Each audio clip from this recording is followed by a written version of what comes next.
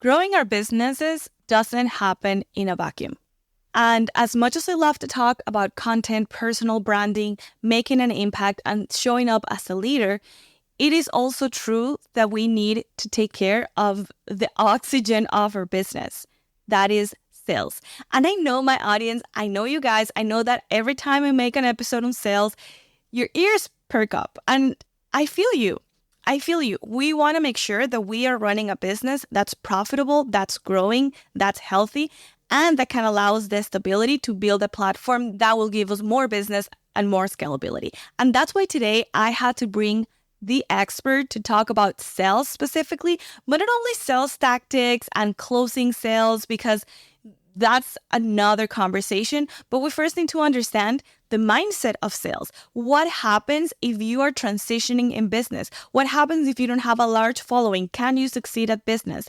What happens if you're not sure if your efforts are working, or maybe you need to pivot? Sometimes we are not selling and the problem is that our offer is not good enough, but sometimes we are not selling because we are not doing the action of actually going out there and offering our product to people. We are relying on word of mouth or just providing tips and tricks. And our guest today is going to be so kind and so helpful in opening up your mind, helping you look at the possibilities of what sales could look like in your life, for your business, for your growth, and as you transition and grow in whatever purpose you find in life. So let me tell you a little bit about her. Tiffany Napper is a 5-time multi-six-figure entrepreneur, and her passion is helping other creative businesswomen make more money with more ease. Yes, sales doesn't have to be stressful. With a decade spent in PR and marketing for institutions including the American Cancer Society and Yamaha, and 12 years of entrepreneurial experience, Tiffany empowers her clients to elevate their business skills, grow their revenue, and reevaluate their subconscious beliefs. She embodies thoughtful leadership, stands behind progress over perfection, and has a proven track record of business and soul transformation.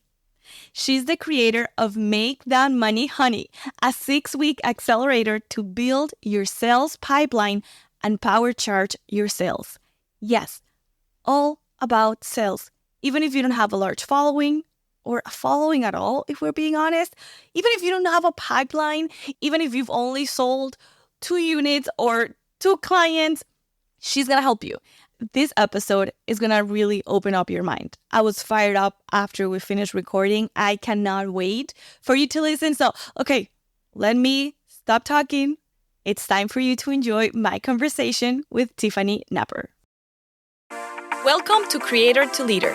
Are you struggling to connect with your ideal customers online? Are you confused about the most effective way to market your business?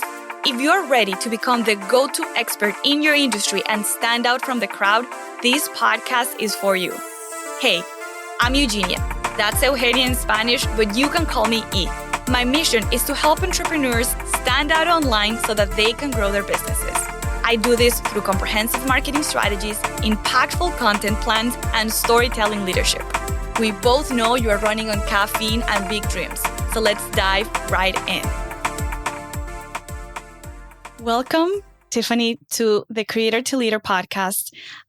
I don't have many guests on the podcast, but when I do, I make sure that they are leaders, not only creators, because that's the whole purpose. And I admire you as a woman, as an entrepreneur, as a person, a friend. So I am very excited to have you here to talk all about sales and growing your business.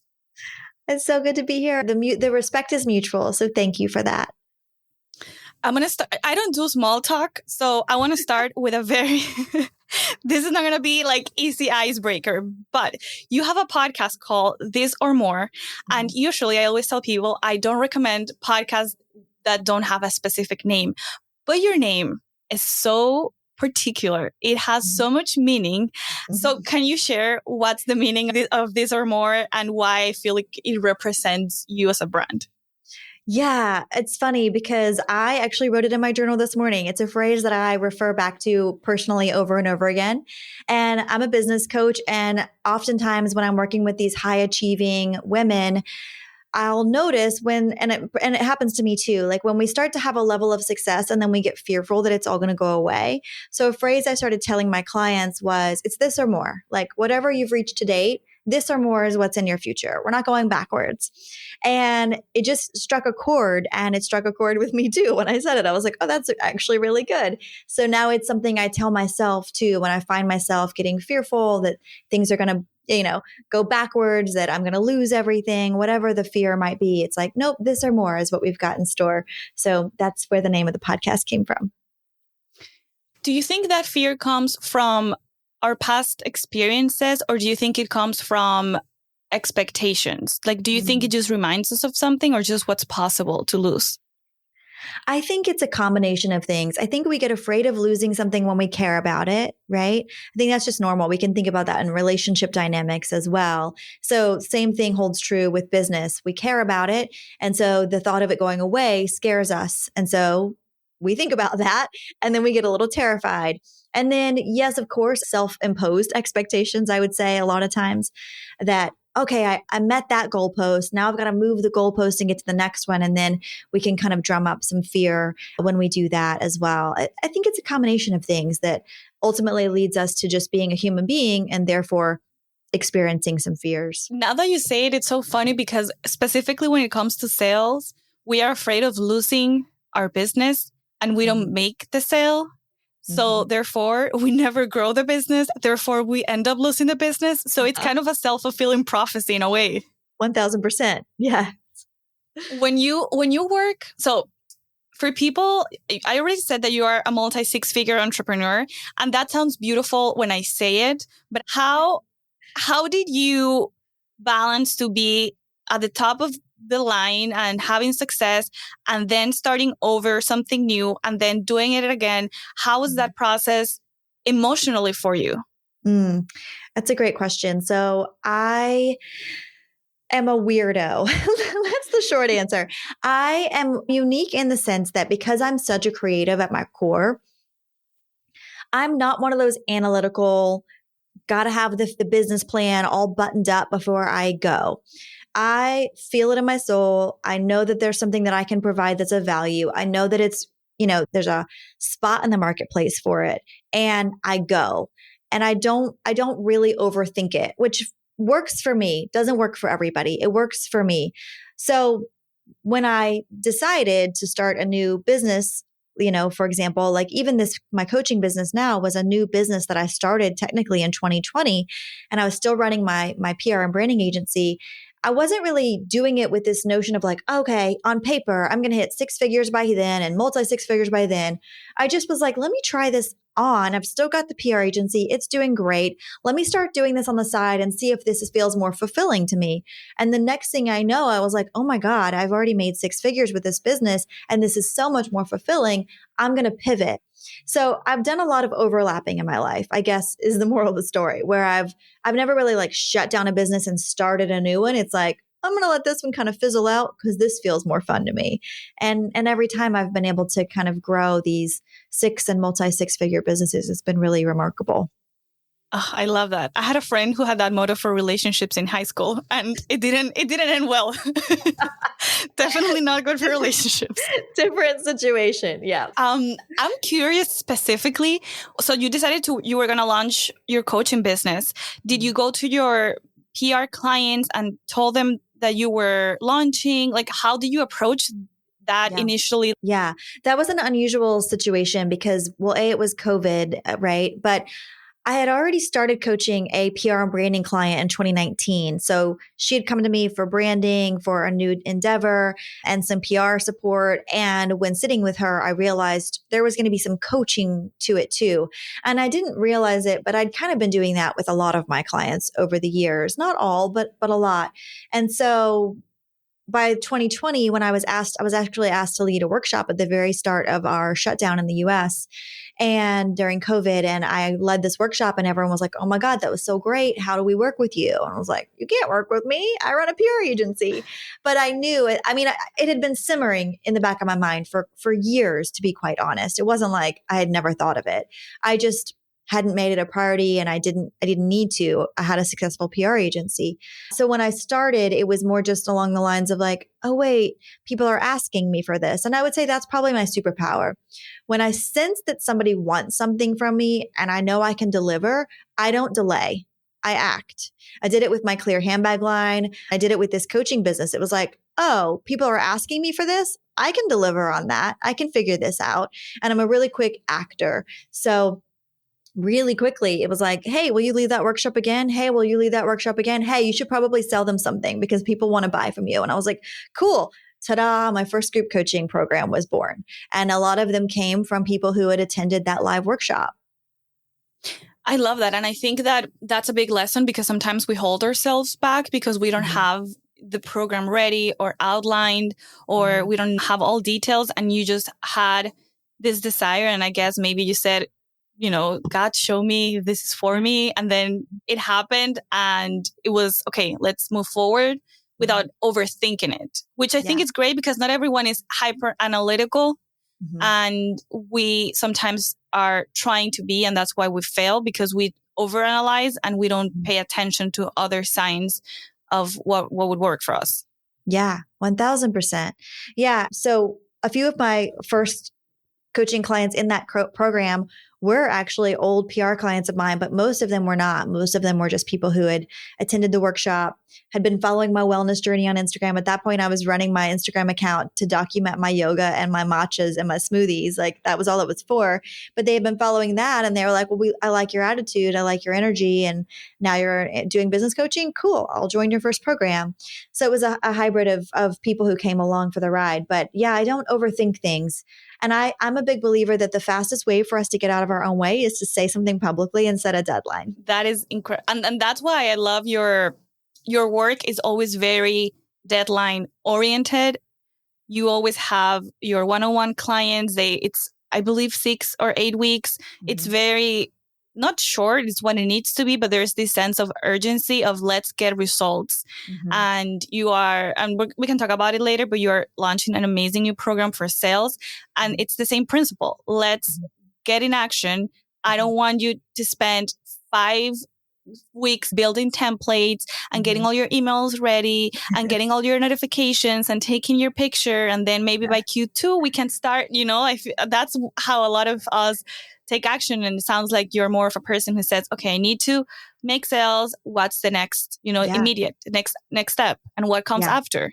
Yeah. Because what I noticed, and again, especially in the creative field, because I'm a creative and I work with a lot of creatives, is we think we need all these other things when really it's just an excuse to delay what we're uncomfortable doing, which is launching or opening the doors or inviting someone to purchase from them. So we kind of come up with all these other reasons. Oh, I got to have a logo. Oh, I got to have professional headshots. I got to have this. And all that stuff is great and needed, but it can be a slippery slope of understanding what's actually important right now and what can come down the road. So people ask me a lot because I had a PR and branding agency for so long. They're like, what do I need to have in place to start my business? I was like, a good offer. That's it. You don't need a website. You don't need a heavy social media presence. You don't need business cards even anymore. You just need a good offer and you need to know how to go out there and sell it. And then you're in business. And then when you start making money, you can be like, okay, well, I can hire someone to build this website for me. And okay, I can hire someone to design my business cards and all of that can come. But if you're just trying to get it off the ground, what do you need? You just need a good offer. That's it. How do you know someone who's listening, they have an offer, they're not sure. How do they know if their offer is good? Start offering it to people. Start inviting people to purchase from you. That's it. It's as simple as that. And through that experience, you'll get feedback and you'll kind of pick up on where you lose someone or where they lean in and where they kind of back away, right? Body language. If you can have conversations with someone in person or on like a Zoom call, even better, because then you can really read their body language and pick up on what's resonating, what's not.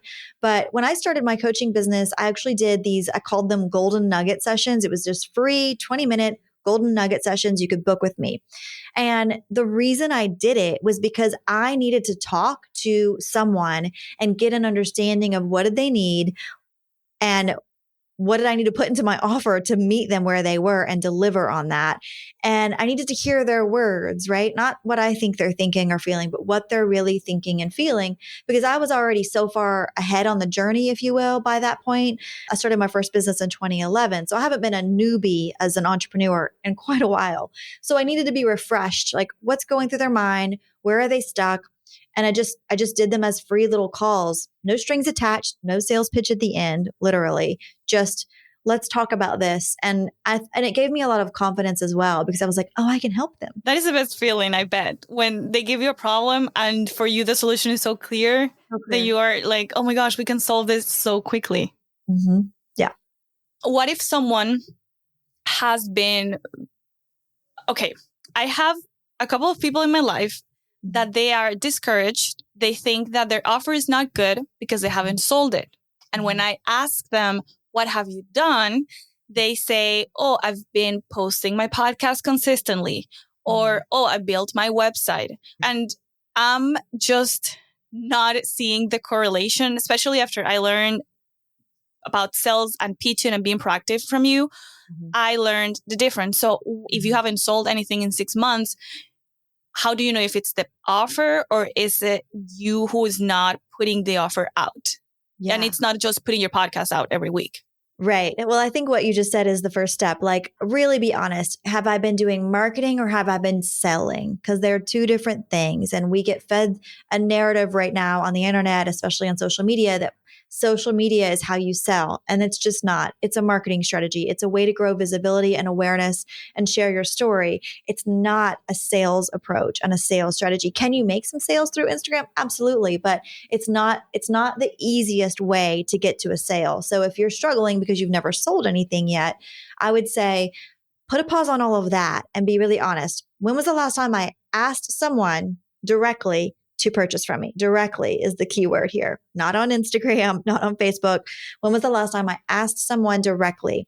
And if the answer is not yesterday, then you're probably not being proactive enough with the selling. And it's time to get out there and really rip off the Band-Aid, get a little uncomfortable, invite someone into your offering and see what happens. You're going to hear some no's. It's just part of the process, but you've got to be dedicated enough. If you are dedicated enough, if you're like, this is it, I want to make this business work, then you're going to have to be okay with doing something that doesn't necessarily come naturally to you in the beginning, but know that you can get better at it. So basically digital door knocking, right? Yeah. Saying, hello, I have this.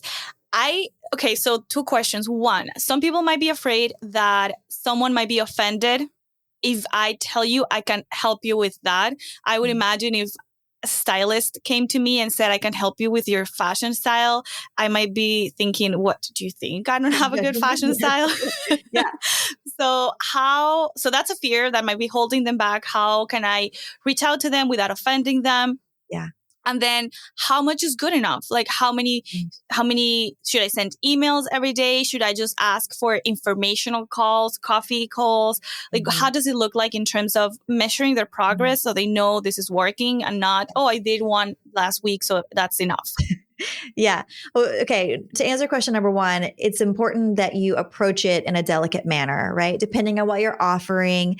Let's use your example of a personal stylist. If you're a personal stylist, you're not going to reach out to someone and say, hey, I noticed your fashion. Do you need a stylist? You're going to say, hey, I saw you, I'm really love your style. It looks like you're a mover and a shaker and you're doing all these big things and you're speaking on these stages. Would you be interested in, how would it be helpful for you if you didn't have to think about what you're wearing for all of your next stage appearances? I can offer that for service. I can help you create like a really unique style for you every time you're on stage. Now I'm kind of talking to their ego a little bit in a kind way, right? Where I'm saying, hey, I admire you. And I bet this is something that you're kind of stressing out over. How can I take that off your plate? So identifying the problem they're having. No, yeah. That's very interesting. And sorry that I'm cutting the second part of the question, but I think it's interesting because there's the problem in the messaging, the problem that you solve. So in the case of the stylist, you solve the problem of not knowing what to wear. But then how does it look like for them on a day-to-day basis? It sounds like, and I love the idea of you are having this problem, I can solve it for you. And it's so tangible that it's not, do you wonder what to wear? I mean, what to wear for what? I Yeah. feel like it's Yeah. so specific and it's relatable. And then I can picture myself using your service. Yeah. Yeah. So when you're doing that direct outreach, I think it's really important that you're not just, using a vanilla response for everyone. You're looking at the person and you're going, okay, I see something going on. I'm going to ask a couple of questions and see if I can uncover if it's what I think it is. And then I'll be able to present my offer to them and show them that I can help. But I'm not just going to assume that they need my help. I'm going to have to get them to admit that they want that and need that. I need consent, right?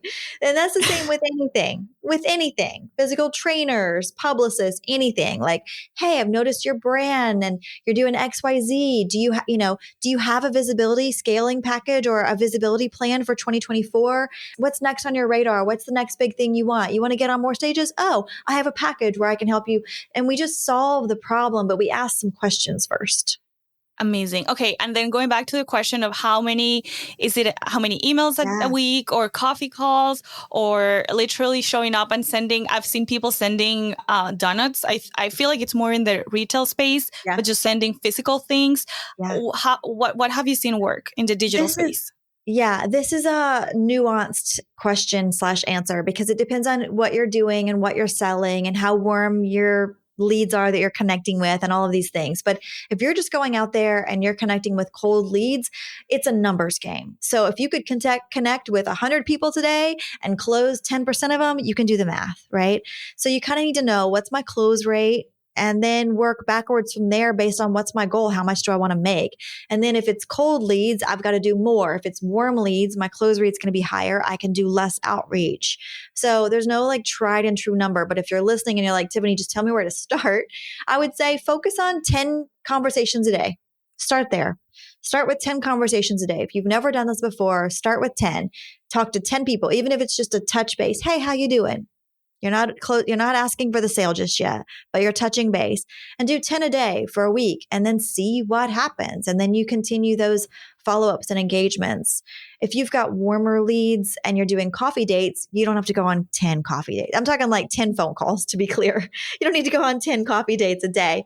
But yeah, I would start with a number and then just track it. Track your data. Like, okay, I did 10 outreaches today. 2 of them have asked to get on a call. 1 of them booked.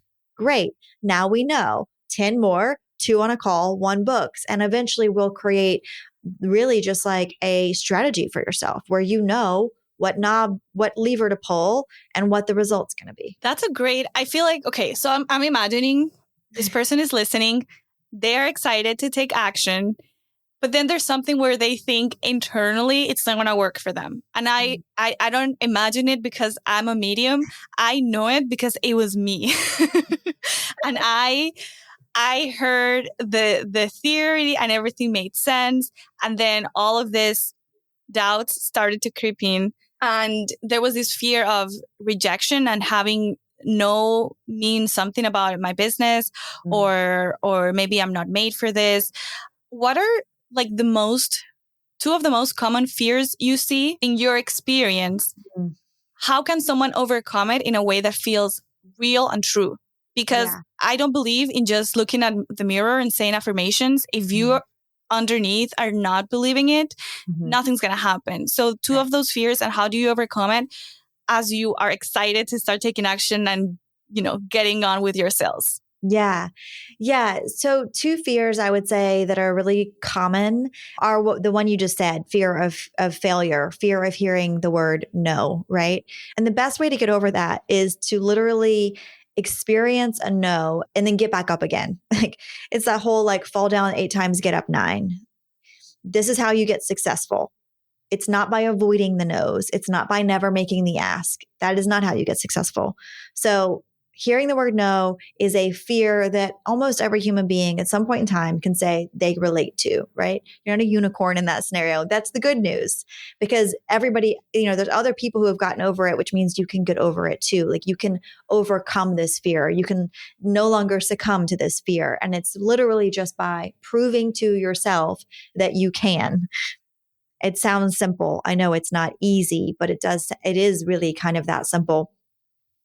I think another thing that gets in people's way or fear that they have is that they can't do it. Like they can't learn that skill, that they can't, whatever, if we're talking about sales, like, oh, I'll never be good at sales. We hear that a lot. Oh, I'm just not good at sales. I'm not a good salesperson. When in reality, skills is just a skill. Like sales is just a skill, just like learning how to play basketball or learning how to make a cappuccino or whatever it might be. Like you've learned something that you've never done before, I would imagine, if you're a human being in this world and a functioning adult. There's been a lot of times in your life where you've had to learn a new skill and you did it. You've proved to yourself that you can do it. So sales is the same thing. And it doesn't have to be complicated. It doesn't have to be icky. It doesn't have to be hard. It actually gets to be fun. I think when you change your mindset and your approach and you go, how do I make this feel fun to me? That's when everything changes. That's something that you're very unique at focusing on sales. I am in marketing, and there's a lot about content marketing and how to make content that sells your product. I think that's maybe something, but there's not a lot on sales that doesn't feel like you are selling pipes or, for a house. Like that's style of the selling. So first, how do you come up with your framework of selling? Or let's because I know what your framework for selling is. People are going to be saying like, okay, you're skipping ahead. What is your framework of selling? It can feel fun, light. What is your framework or your perspective around sales? So I developed a method, which I didn't even realize. It was kind of just collecting all of the ways in which I've made my money in the last 13 plus years. And I built it all and I put it all into a 30-day roadmap. And I call it Make That Money, Honey. And the reason why I'm calling it Make That Money, Honey is because I wanted it to feel fun. I didn't want it to feel like your sales blueprint. Like, no, not interested. Right. So it's called Make That Money, Honey. It's about how to go out there and just make that money, honey. And it's literally just all of the things that have been tried and true and tested and repeated over and over again for me and for my clients to help them make more money. And I've found over time that what helps, if it's something we're not great at or don't have a lot of experience in, I should say we're not great at yet, don't have a lot of experience in, what helps is if someone just gives us like a template. Start here. Right? Plug and play. Here's what you got. So that's what I did. I compiled all these templates I've used over the years that have resulted in a lot of yeses and put it all into a 30-day game plan. So it's like super easy for anyone to be like, okay, today I'm going to do this. Here's the template. Here's the instructions. And it's just like reading a recipe, right? I can just follow the instructions and follow the steps. So that's my approach. How detailed is that recipe? Is this an Instagram recipe where they tell you how to make a brownie and they just tell you mix water and cocoa and sugar and you're like, but how much? I don't know. How much? Like, what's the order? Like, how detailed? Is this an Instagram recipe or is this like a luxurious cookbook that you buy and you hand down to your kids? This is a New York Times recipe. Okay. Ooh, okay. So yeah, I was very intentional in how I laid it out. And we actually start with the warm leads outreach. So you heard me use that term a minute ago. Warm leads just means someone who's already in your orbit. They already know about you. They're not a cold lead. They're not someone you've never talked to before. We start on days 1, 2, and 3 with warm lead outreach because those are going to be more likely to convert. And I want you to have a quick win if I can. I want you to have like some positive reinforcement right away because it's going to get a little harder when we get into the cold leads, right? So it's very intentionally laid out and every day is very specific. It is reach out to these 5 people or these 6 people or send these 3 emails. It's very specific so that there really is no room for error if you follow the protocol. It is relaxing, right? At the end of the day, you just do your 3 and that's enough, right? You don't have to be wondering. Yeah. Yeah. So if someone doesn't have a lot of warm leads and they're just thinking, I don't really have 1,000 people, or is this going to work for them? Mm-hmm. Yes, absolutely. And you don't need 1,000. I think the first day I just ask you to write down 6 to 8 warm leads and then reach out to 3 of them. And I want to be clear that sometimes a warm lead can be like a really good previous client in what you're selling now or something that you sold previously. So to use the story, when I had I had a PR agency, right? I could have, if I needed to, gone into my previous PR clients and asked them if they were interested in my coaching. That would have still been a warm lead, even though I'm selling a different offer. So it's just someone who's worked with you in some capacity, interacted with you in some capacity, has created some level of trust between you and them. And so you'd be surprised. I bet you could pick up your phone right now and find 3 to 5 warm leads in your phone that you haven't connected with in a while. It's really so much easier than we give ourselves credit for. How much of sales is mindset? Because I don't know if everyone's saying 80% is your mindset, 90% is your mindset. But so many people have good mindset and they don't have the results. But then I see even myself where I had strategy and I just didn't have the mindset years ago and I was not getting the results. So how much of sales is mindset and how much of sales mindset are you talking about or addressing in the program? Yeah, I honestly think it's 50-50. I don't think you can have one without the other. So it's like you said, I could have all the strategy in the world and I could follow it, day by day by day. But if I don't believe I'm going to make more money, what might happen is I might make the money and then I might lose it again, right? I might end up in this same like feast or famine cycle because I didn't do the work on my mindset to trust that I was good with money or that I deserved this money. We don't have to go too far down that rabbit hole, but it can get pretty complex, right? Our limiting beliefs and how they impact us. So, and the same can be true the other way. I could have the most incredible beliefs around my abilities and my skills and my services and my sales and my worth. And I could believe that I'm worth $1 million. But if I don't have the strategy to implement it, I'm not going to make $1 million. It's not just going to land in my lap. So I think it's a 50-50. I think you need the strategy and you need the mindset together in order to really see success. I think that's when the magic happens.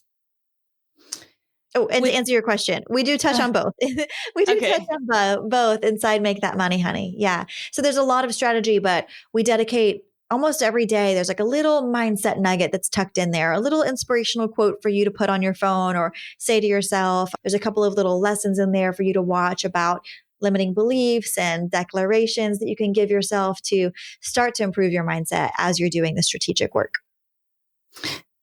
That's a beautiful place to end the conversation because I believe in leadership, and to be a leader, you don't have to be a corporation. You don't have to have 100 employees under you. You don't have to have a single employee under you, but you do need to have this deserving about yourself, this feeling. And you just said it, and I felt it so strongly. You need to feel like you deserve better and the people around you deserve better. And if I look at big leaders in social movements around history, they knew that they deserved better.